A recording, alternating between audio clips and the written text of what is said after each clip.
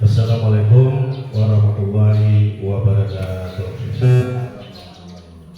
Bapak Ibu majelis guru yang berkesempatan hadir pada siang hari ini, saya akan menjelaskan tentang pembelajaran mendalam. Jadi ketentuannya ada yang namanya tim penyusun dan pembelajaran mendalam itu. Jadi apa pembelajaran mendalam itu?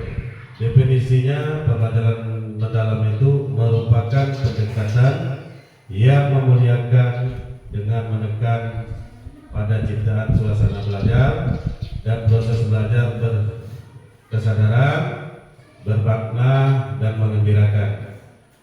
Melalui olah pikir intelektual, olah hati, olah rasa, dan olahraga secara holistik dan terpadu. Pelajaran mendalam ini sebagai solusi salah satunya kan ada berkesadaran, bermakna dan mengembirakan. Kemudian ada olah pikir, olah hati, olahraga, olah rasa dan olahraga.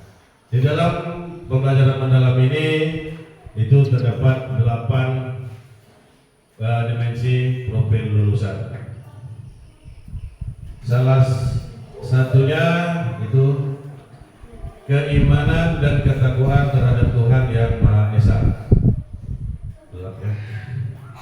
Ini salah satu individu yang memiliki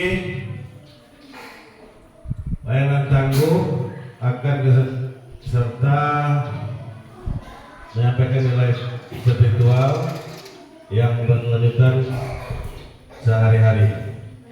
Kedua, ada kewargaan, ya. Itu kewargaan adalah, bisa dibesarkan sedikit.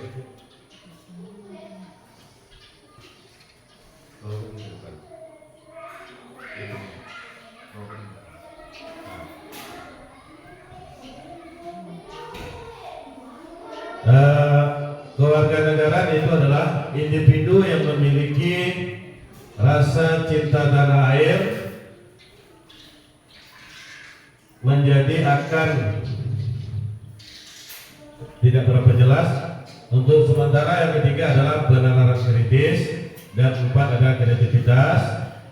Kemudian yang kelima adalah berkolaborasi, 6 kemandirian, 7 kesehatan, dan 8 komunikasi.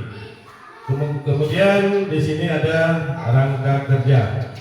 Rangka kerja pembelajaran mendalam itu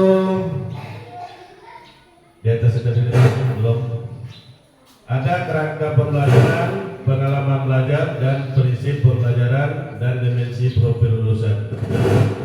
Di sini ada yang namanya dimensi lulusan, itu ada dalam bahasa 8-3-3-4. 8 dimensi profil lulusan, 3 prinsip pembelajaran, 3 prinsip pengalaman belajar, dan 4 kerangka pembelajaran. Kemudian kita akan bahas 3 prinsip pembelajaran. Prinsip pembelajaran itu ada 3: berkesadaran, bermakna, dan mengembirakan. Berkesadaran ini adalah pengalaman belajar peserta didik yang diperoleh ketika mereka memiliki kesadaran untuk menjadi pelajar yang aktif dan mampu mengatasi peserta didik, memahami tujuan pembelajaran termasuk secara intensif untuk belajar secara aktif, membangun strategi pembelajaran untuk mencapai tujuan.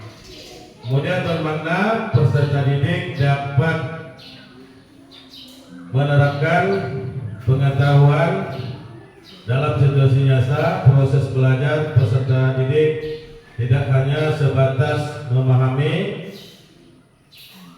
konfirmasi penguasaan, namun berorientasi pada kemampuan mengaplikasikan pengetahuan. 3. Mengembirakan. Pembelajaran yang mengembirakan merupakan lulusan belajar yang positif, menantang, menyenangkan,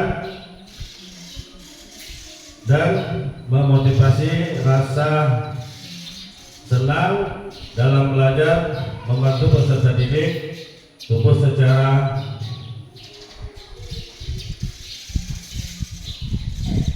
sehingga mudah memahami, mengerti, dan menerapkan pengetahuan. Nampaknya di fokus kurang jelas, saya coba tengok di laptopnya.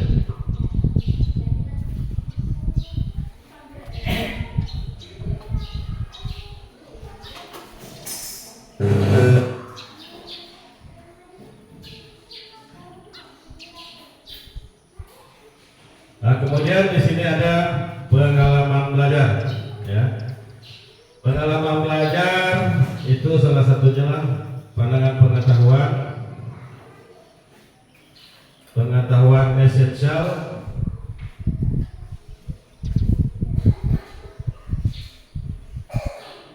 pengetahuan aplikatif, dan pengetahuan nilai karakter.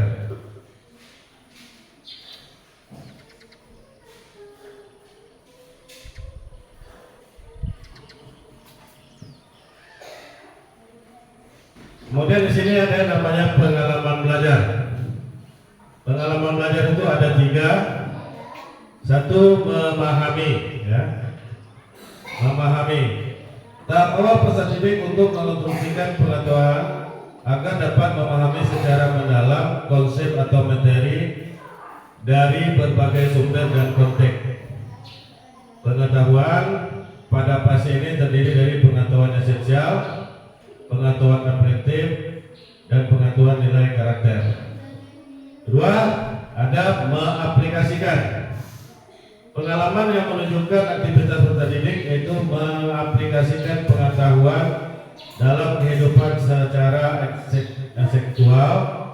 Pengetahuan yang diperoleh peserta didik melalui pengalaman pengetahuan. Kemudian yang ketiga, merefleksikan. Proses di mana peserta didik mengevaluasi dan memaknai proses serta hasil dan tindakan atau praktik yang nyata telah mereka lakukan. Tahap refleksi melibatkan regulasi atau self-regulation sebagai kemampuan individu untuk mengelola proses belajarnya secara mandiri, meliputi perencanaan, pelaksanaan, pengawasan, dan evaluasi terhadap cara belajar mereka. Lanjut. Kemudian ada 4 kerangka pembelajaran. 4 kerangka pembelajaran itu salah satunya adalah praktik pedagogis. Strategi mengajar yang dipilih guru untuk mencapai tujuan belajar dalam mencapai dimensi profil lulusan. Untuk mewujudkan pembelajaran mendalam, guru berfokus pada pengalaman belajar peserta didik yang autentik, mengutamakan prinsip praktik nyata, mendorong keterampilan berpikir tingkat tinggi dan berkolaborasi. Lanjut, pemanfaatan teknologi digital. Pemanfaatan teknologi digital juga memegang peran tinggi sebagai katalisator untuk menciptakan pelajaran yang efektif, kolaboratif, dan kontekstual. Saat tersedianya beragam sumber belajar menjadi peluang menciptakan pengetahuan bermakna pada peserta didik. Kemudian itu lingkungan belajar. Lingkungan pembelajaran menekankan integritas antara ruang fisik, ruang intelektual, dan budaya belajar untuk mendukung pembelajaran dalam ruang fisik. dan virtual. Dirancang fleksibel sebagai tempat yang mendorong kolaborasi, refleksi, eksplorasi, dan berbagai ide sehingga dapat mengakomodasi berbagai gaya belajar peserta didik dengan optimal. Kemudian di sini ada kemitraan pembelajaran. Kemitraan pembelajaran adalah atau learning partnership, ya, membentuk hubungan yang dinamis antara guru.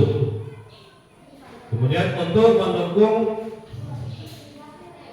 peserta didik, orang tua, komunitas, dan mitra profesional.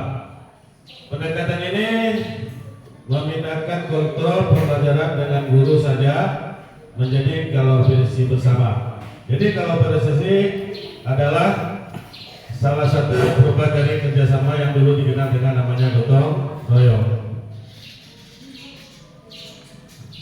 Terima kasih.